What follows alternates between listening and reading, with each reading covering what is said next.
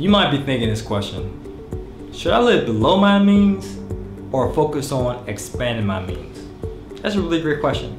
I'm Juan Pablo, and I'm a full-time real estate investor and online entrepreneur, and I'm here to shed some light on that question. But first, I have to ask you a question. Are you a business owner? I have a podcast, right? And I was interviewing this guy on my podcast about a year ago. Check out our podcast, the People's Mentors Podcast.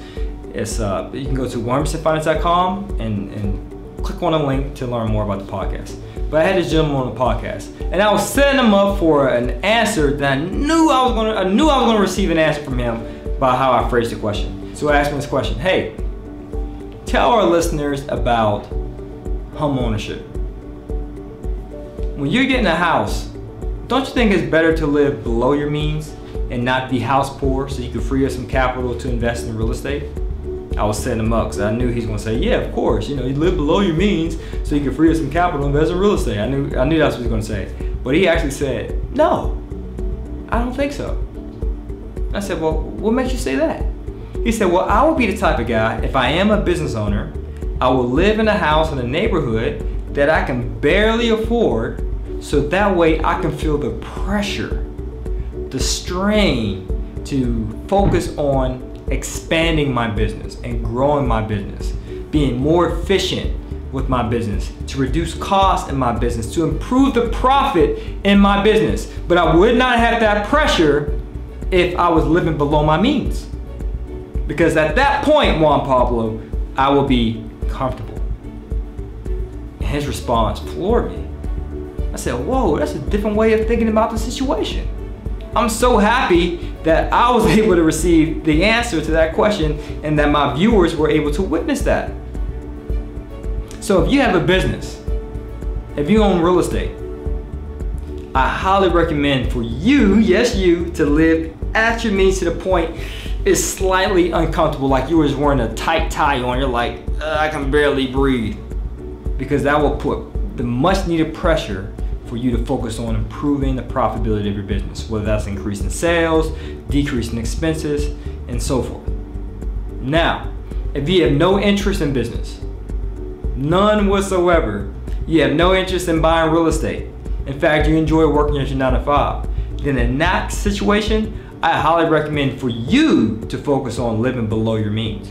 So that way you can free up some capital, and you can use that freed up capital to hopefully invest into some type of IRA account, retirement account, and so forth, so that way you can still live comfortably after a certain age when you're unable to work anymore.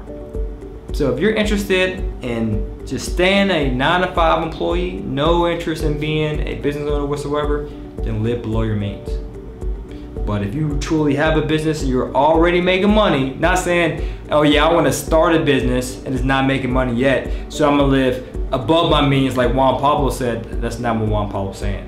I'm speaking to people who are existing business owners who are already receiving revenue.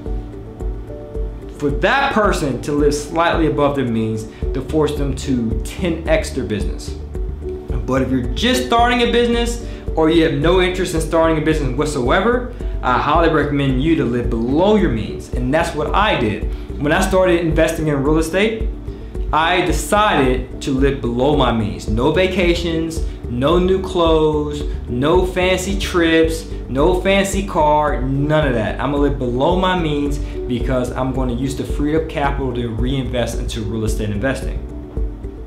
Then once I became a financially free independent real estate investor and I became a business owner, then I slightly decided to expand my means to put the much needed pressure for me to work diligently on my business to improve the profitability through increasing the sales and decreasing expenses.